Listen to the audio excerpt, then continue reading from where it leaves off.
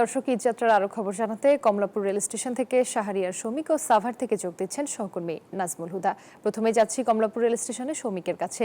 শৌমিক, এই রাতে স্টেশনের কি অবস্থা একটু জানাবেন? যাত্রীরা কি বলছেন, স্বস্তিতে তারা ট্রেনে উঠতে পারছেন কিনা? জিরুবা, আপনাকে ধন্যবাদ। আমি এই মুহূর্তে আছি রাজধানীর কমলাপুর রেলওয়ে স্টেশনে। আজকে ট্রেনের কিন্তু ঈদযাত্রা শুরু হয়েছে গত সোমবার থেকে, অর্থাৎ 24 তারিখ থেকে।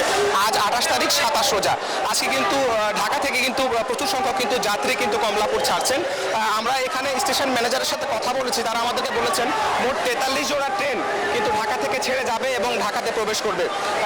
তিনি আমাদেরকে জানিয়েছেন এবার কিন্তু সিটের বাইরেও কিন্তু 25% টিকিট কিন্তু তারা ধার্য করে রেখেছেন যারা দাঁড়িয়ে যেতে চান সেসব যাত্রীর জন্য। এবং এখানে কিন্তু কড়া চেকিং এর ব্যবস্থা করা হয়েছে বলে তিনি আমাদেরকে নিশ্চিত করেছেন। তিনি আমাদেরকে জানিয়েছেন মোট 3টি স্তরে কিন্তু টিকিট চেক করে তারপরে প্ল্যাটফর্মে প্রবেশ করার ব্যবস্থা তারা রেখেছেন।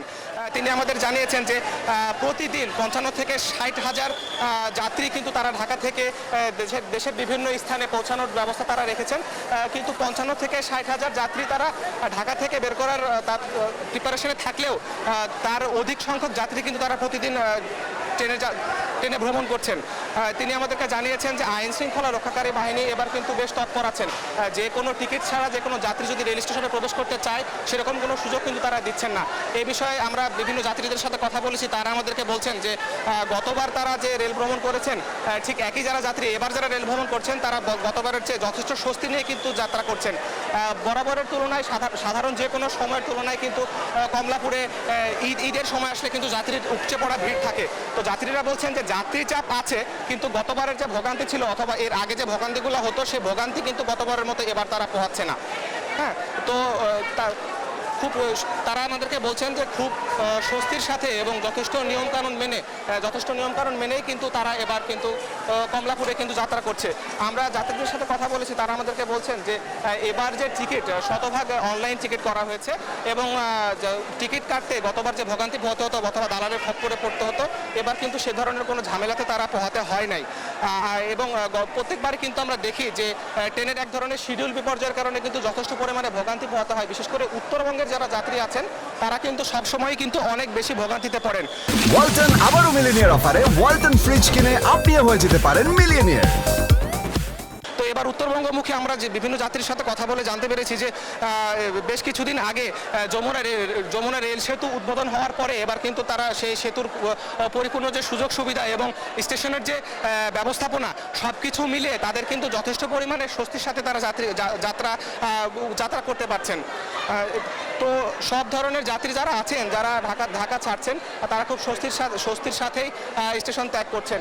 তো কমলাপুর রেল স্টেশন থেকে এই ছিল আমার কাছে সর্বশেষ। আমরা যাচ্ছি আমাদের সাভার প্রতিনিধির কাছে যাচ্ছি, যিনি নাজমুল, তিনি আমাদের সাভারের অবস্থা জানাবেন।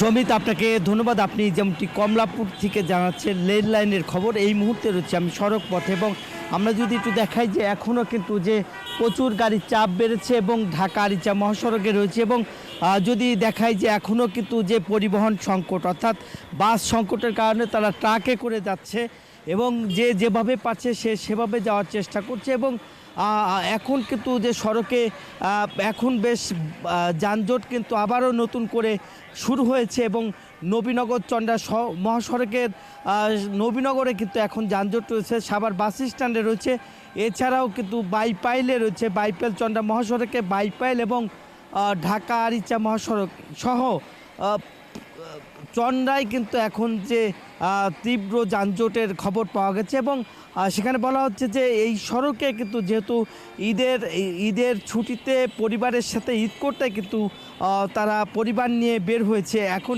যেভাবেই পারছে সেভাবেই যাওয়ার চেষ্টা করছে এবং আমরা যদি দেখাই যে সড়কে কিন্তু যে এই যে ঢাকা আরিচা মহাসড়কের যে সড়কে আমরা দেখছি যে এখনও কিন্তু অটোতে কিন্তু দাপিয়ে বেড়াচ্ছে, অনেকেই কিন্তু অটোতে যাচ্ছে এবং সেই শৃঙ্খলা আসলে মানছেন এবং অনেকেই পরিজন নিয়ে তারা পরিবারের সাথে ঈদ করতে কিন্তু তারা বের হয়েছে এবং যেহেতু ঈদের ছুটি হয়েছে এবং ঈদের শেষ মুহূর্তে কিন্তু তারা বাড়িতে যাচ্ছে এবং পরিবারের সাথে ঈদ করার জন্য যাচ্ছে। এরই মধ্যে আপনারা জানেন যে সড়কে কিন্তু আইন শৃঙ্খলা বাহিনী মোতায়েন করা হয়েছে, পাশাপাশি যাতে চুরি ডাকাতি না হয় সেই কারণে কিন্তু 12টি পয়েন্টে 12 ভাগে ভাগ করে কিন্তু আইন শৃঙ্খলা বাহিনী সেই কাজটি তারা করছে। এছাড়াও সড়কে যাতে যানজট না হয় সেই কাজটিও তারা করছে, নিরসন করতে। এই ছিল আমার কাছে ঢাকা আরিচা মহাসড়কের ঈদযাত্রার সর্বশেষ খবর। ফিরে যাচ্ছি স্টুডিওতে রূপার কাছে। রূপা। নাজমুল এবং সৌমিক, আপনাদের ধন্যবাদ।